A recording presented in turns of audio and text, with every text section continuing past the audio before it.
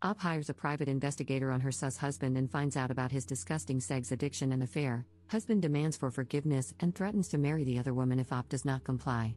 Posted by u/throw-ra London mum. My husband, 47M, and I, 44F, have been married for just over a decade, and it has been, for the most part, a loving marriage centered around our two beautiful children. Of course, I've had grievances. He travels a lot for work, is constantly glued to his phone, and sometimes abruptly pops out for errands that he has always been incredibly vague about. Initially, these didn't concern me too much. He has a very demanding job that has allowed us to have a lifestyle I never thought possible, enabled me to leave work to be with the children, take us on wonderful holidays, and send the children to a great school. I always felt that complaining to him about his work, phone, computer, and random emergencies would be selfish, considering everything he does for us. However, 2 weeks ago, I started getting really suspicious after I found a condom in the inside pocket of his blazer. There was no reason for him to have it there, as we only ever have sex at home, and frankly, it isn't something we do as often as we used to. This prompted me to do something I never thought I would do. I found an opportunity to get into his phone when he wasn't looking. I'm not sure what I was looking for. I first checked his photos but couldn't find anything. Then I decided to check his messaging apps, WhatsApp, Telegram, but both were password locked, which I found very odd. Only a message could be accessed, but there was barely anything there. At this point, I had a sinking feeling that something was up. Last year, a friend was in a similar situation and used a digital investigator to learn more about her absent and secretive fiancé. The investigator discovered that this man had been living a complete double life, with a long-term girlfriend in Edinburgh and, unbelievably, an entire business he had set up and was earning money from. She had no idea about the business or all the money he was making, and no doubt spending on his girlfriend. I asked for the investigator's details and requested that they pull together anything and everything they could find about my husband. The investigator spent about a week digging online and came back to me with a report that changed my life forever. I got a call from the investigator, warning me that my husband's report would be a very difficult read and that I should open it in private at a time when I would be able to process it fully. Since receiving it, I have barely been able to eat, sleep, properly take care of the kids, or speak to him, and yet he is so absent-minded that he doesn't even realize something is wrong. It turns out that my husband of over 10 years has been, 1. Having an affair with a woman 15 years his junior. 2. Financing this woman's lifestyle and her failed business venture. 3. Attending sex parties with her, where they have sex with other partners. 4. Posting in a revolting online sex forum, including pictures of his privates and details of his addiction to corn and escorts to his creepy online friends. And 5. Based on his posts online, he has clearly been spending thousands on escorts as far back as 7 years ago. I have no idea where to go from here. I don't know what to do. I have no idea how to confront him about this or if I should see a lawyer first. I know the obvious decision is to simply divorce, but our children are 9 and 7. I have loved him since we first met 14 years ago, and I know that I have a place in his heart too, in spite of these actions. If he is truly an addict, then maybe there is a way to get through this if he agrees to treatment? I am a complete mess, and I can't talk about this to anyone in person just yet. Any advice you have for me would be really appreciated. Relevant comments. Commenter. You are allowing your love of a cushy, expensive lifestyle to cloud your good judgment. You deserve better, and your children deserve a happy home, which this will never be with a parent who is any kind of addict. You will lose respect for yourself if you stay. Your peace of mind will have been sold for 20 pieces of Gucci. Get through the holidays any way you can. If your husband becomes suspicious, blame it on holiday stress. Give your kids one last nice holiday season. Right after the first of the year, call a few divorce attorneys and interview them. Bring the investigative reports. Hire the one with whom you click the best. Follow your attorney's advice to the letter. They're an expert, that's why you hired them. Don't listen to family, friends, or strangers on the internet. Get yourself into individual therapy to help you deal with the betrayal. Have your children see a child therapist to assess whether they need ongoing care. Be kind to yourself. You've only just found out about a massive betrayal. You didn't know, but now that you do, you're taking proactive steps to defend and care for yourself and your children. Your husband is on his own.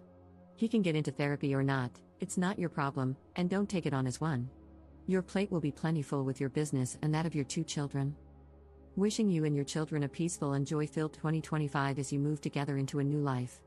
Ops response. Thank you so much for this comment. This was one of the most useful ones I have gotten, and I truly took it to heart. I have yet to get into therapy, as I simply haven't had time for it yet, but I am planning to the moment things start to slow down a bit. Update 6 weeks later. This is an update to my original post from around a month ago. Firstly, I'd just like to thank almost every single one of you who has commented to offer me advice or messaged me privately. I took a lot of advice on board, especially from a legal standpoint, and this has proven to be of great benefit. I apologize for my long absence and lack of replies. I hope the update below explains it. I chose to wait until after New Year's as I did not want to rob the children of one last Christmas and New Year's holiday as a family.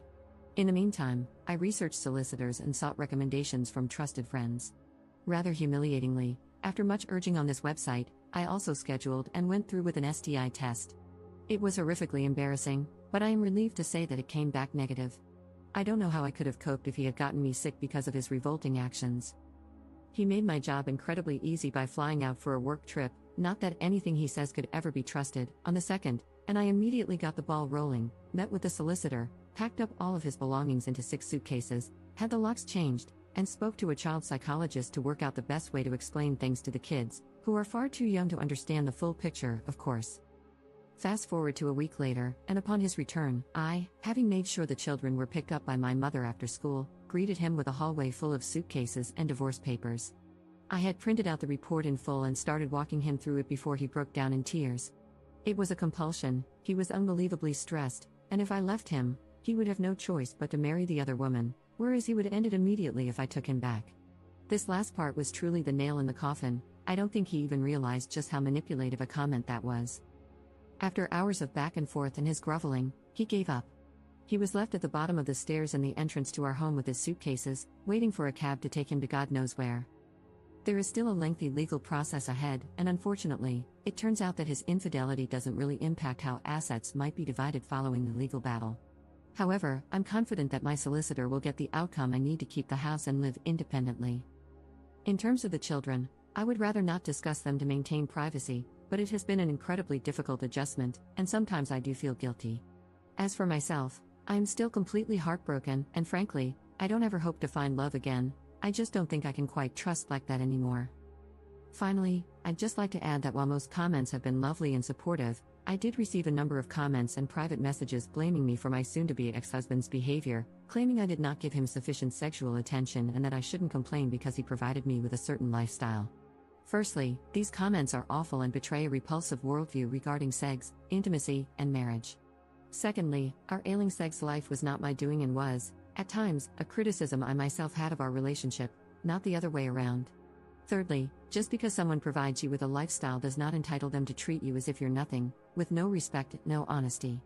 I would have hoped everyone would be aware of that. Up in the comments. Thanks for this. Sadly, because we are in the UK, cheating doesn't have much of an impact on divorce outcomes.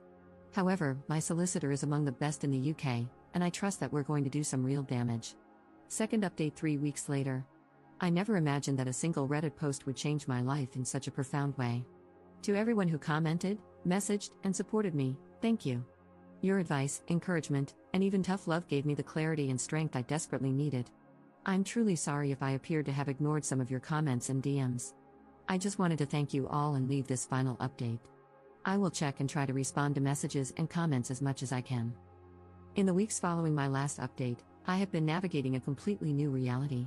The legal process is still ongoing, and while my solicitor has warned me that things could get complicated, I'm standing my ground. I want a clean break, financial security for my children, and a future where I am no longer tethered to a man who deceived me in every way imaginable. The fact that his infidelity does not significantly impact the division of assets is a bitter pill to swallow, but I will not let it deter me from seeking what is fair. Thankfully, some aspects of his actions that the investigator uncovered will negatively impact his case. Emotionally, this has been one of the hardest things I've ever endured. The betrayal still cuts deep, and some nights, I find myself questioning everything. I keep going back over our years together, trying to pinpoint where I missed the signs, where I ignored my instincts. The truth is, I may never fully understand why he did what he did, but I have finally come to accept that his actions were never a reflection of my worth. I was not lacking. I was not failing.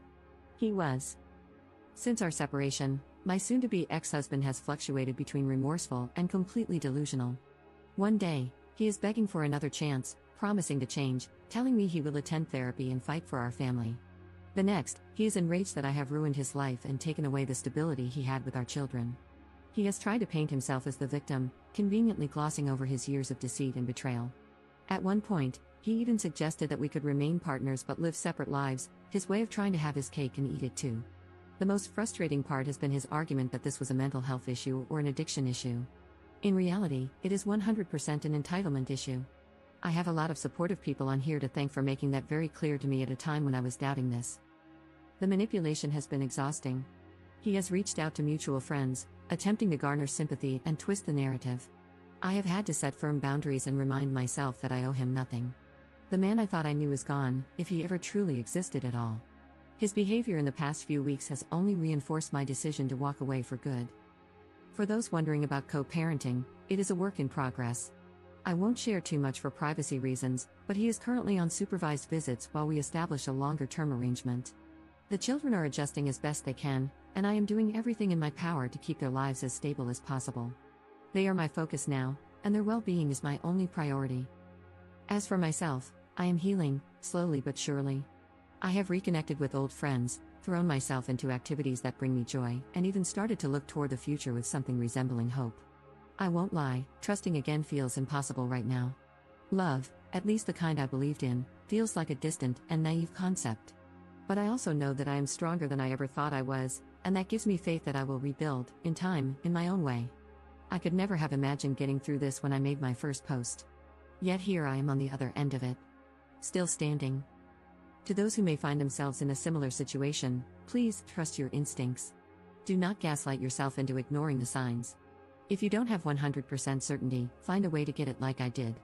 Either try to gather evidence yourself, that you can use in court, or hire a private investigator like I did. And most importantly, remember that betrayal does not define you, how you rise from it does. This is my final update. I'm closing this chapter of my life for good. Thank you all, truly, for being part of my journey. Relevant comments. Commenter. I remember your previous post. Did he cut off the other woman? Ops response. I have no idea what is happening with that. Her social media posts have stopped suddenly, so perhaps he is no longer supporting her lifestyle?